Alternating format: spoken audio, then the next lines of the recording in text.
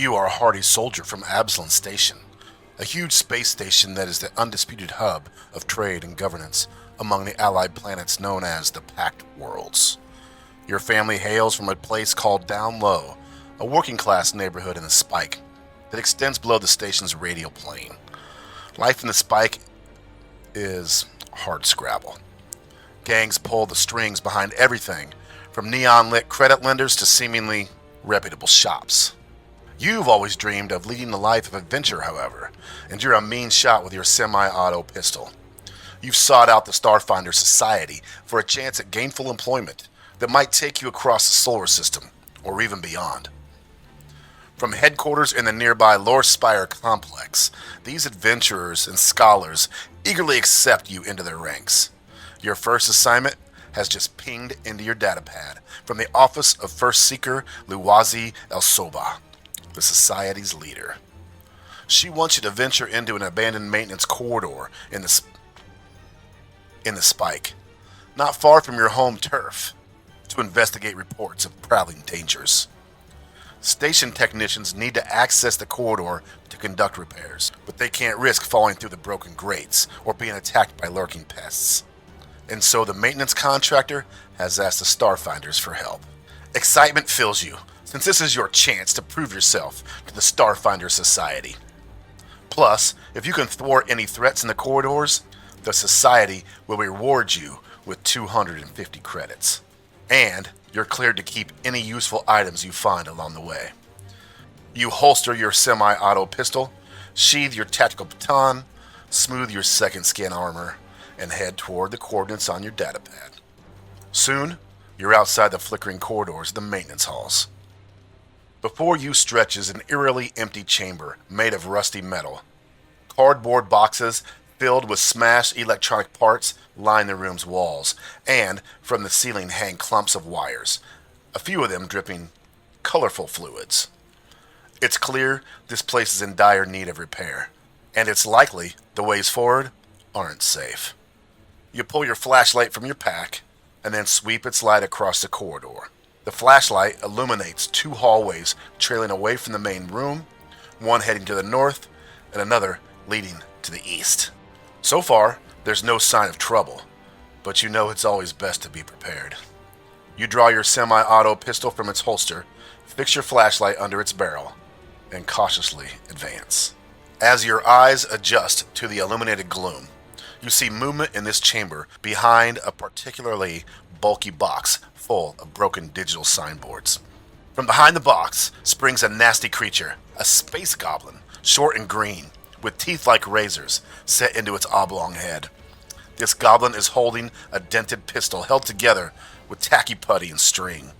It cackles with glee as it levels its weapon straight at you.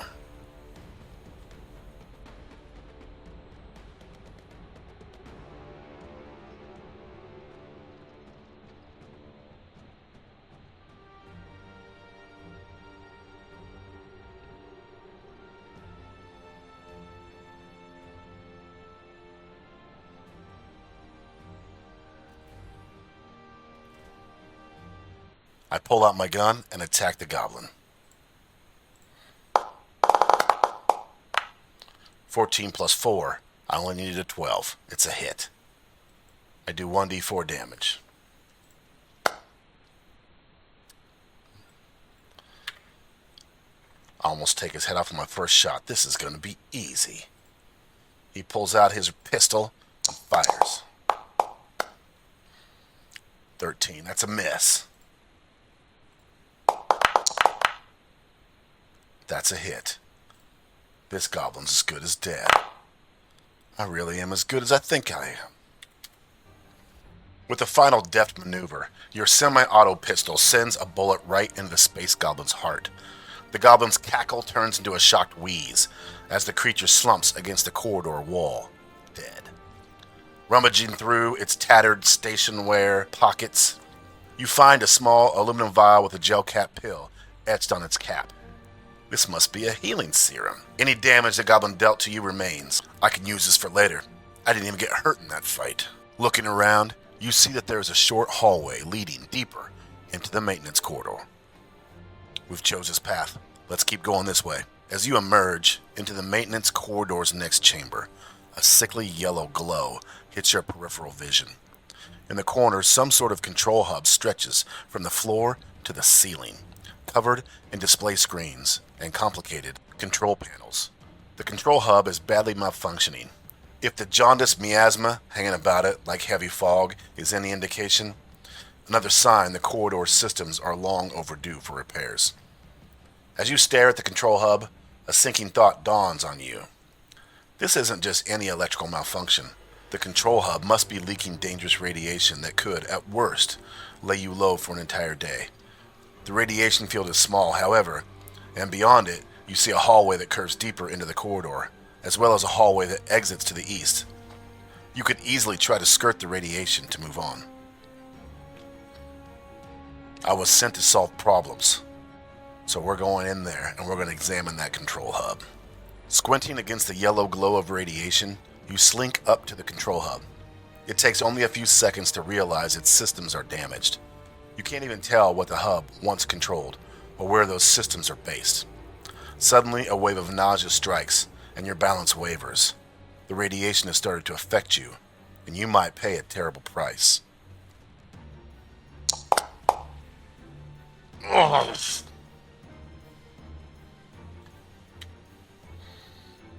Must keep going.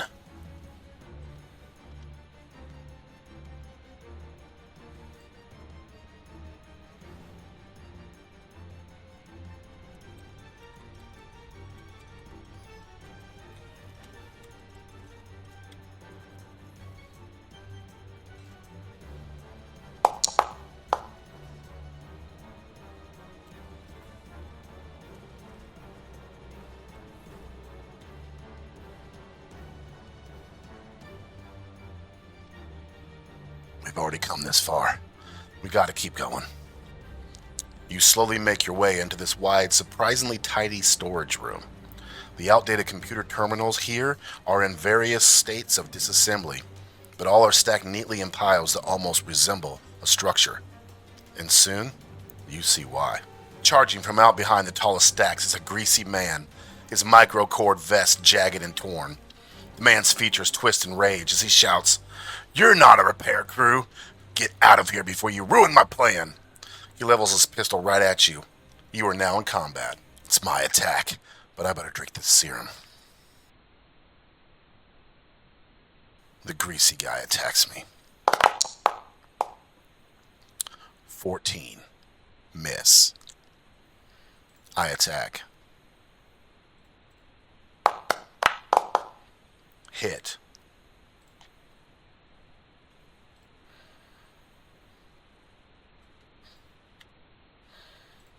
He attacks. Misses. I attack. 16 minus 2. Hit.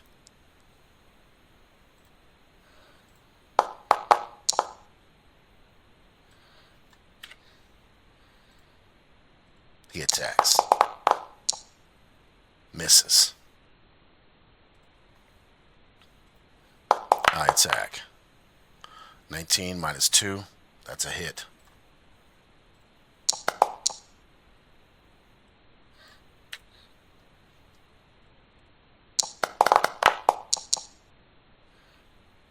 Misses.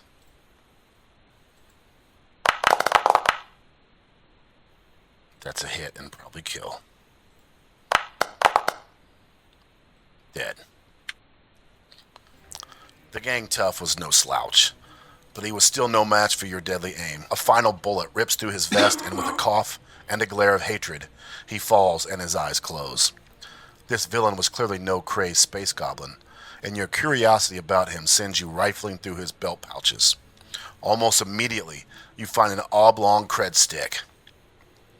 50 credits. Not a bad haul. The tough was also carrying a datapad containing several text files. Scrolling through them, you learn that the man's name was Grex, and that he was a low-level member of a local gang. You find messages between Grex and several other gang members detailing his plan to recruit some local pests, Space goblins, you figure, to sabotage the maintenance corridor and attack any repair crews that responded, to steal their equipment, to sell on the black market. The messages specified that Grex has 2 space goblin allies. You may have dealt with their boss, but if you haven't neutralized both space goblins, the corridor still isn't safe. You need to keep exploring. We're gonna keep going east. There's something odd about this small closet-like chamber. Soon you realize why. A scratching noise issues from underneath a dented old comms desk in the corner. A furry purple creature with wide eyes pokes its head out, and from the gloom, psst, the creature says, "You, Gundoja, come here. I can help." I approach the creature and listen. As you cautiously creep toward the purple-furred creature, it dawns on you. This must be a skittermander, a member of a friendly and diminutive species known for their uncanny ability to get into trouble, though they consider themselves extremely helpful in all situations. You give the skittermander an encouraging smile and move closer to hear. "Hello, noon friend. Goblins in this place, and maybe a man." "Not safe," the creature says in an almost comical stage whisper. "You're strong. You'll get those stinky things. Here, this will help." The skittermander produces a hefty rifle from behind its back. In its hands, the gun looks like an oversized toy, but the rifle is clearly of good make and solid function. You recognize it immediately. This is an arc rifle. The arc rifle shoots bolts of electricity and deals 1d8 damage. I'm definitely keeping this. When you look up from examining the rifle, the friendly skittermander is gone. Vaguely, from down a hallway, you hear a faint echo. "Helping." The silence returns, and it's time to move on. Hallways from this area lead straight to the south and west, and curving to the north. Let's try west. Your senses are on high alert the moment you step into this chamber filled with decommissioned hover chairs and dented terminal desks. A banging sound echoes from behind a rusty wall panel. Suddenly, the panel bursts open, and a filthy, snarling space goblin rushes right at you, waving its battered baton menacingly. Time for some hand-to-hand combat. I pull my baton.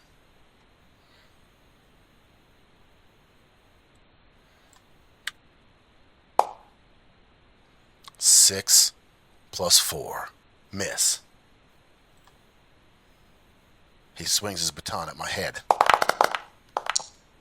Miss. I swing. 9 plus 4 is 13 minus 2 for being hampered. That's a miss. He misses. This is fun. Hit.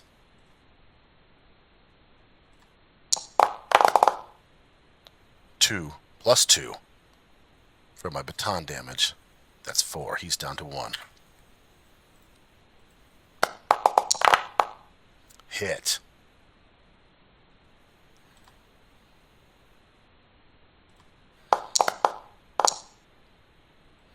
He smacks me across the face. I swing in anger. 11 plus 4, 15. That's a hit. He's dead.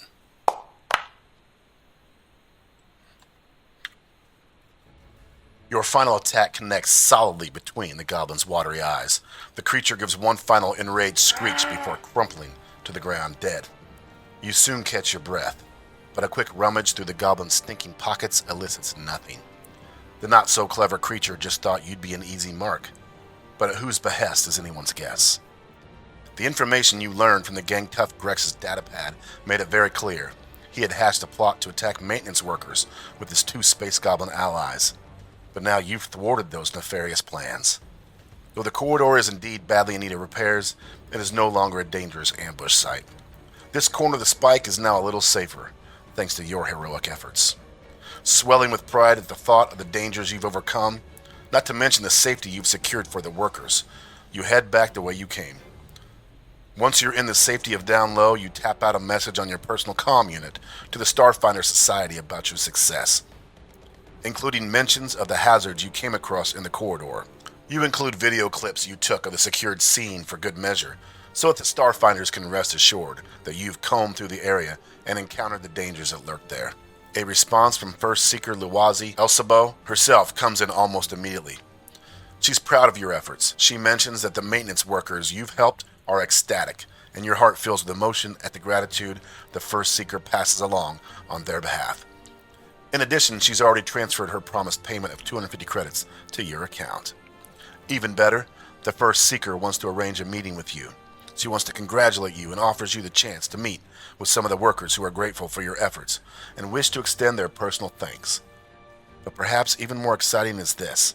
The first seeker says she wants to offer you another assignment. This one might take you off Absalon Station, Lawasi says. You can think of no better way to celebrate your victory than with another heroic adventure, this time into space.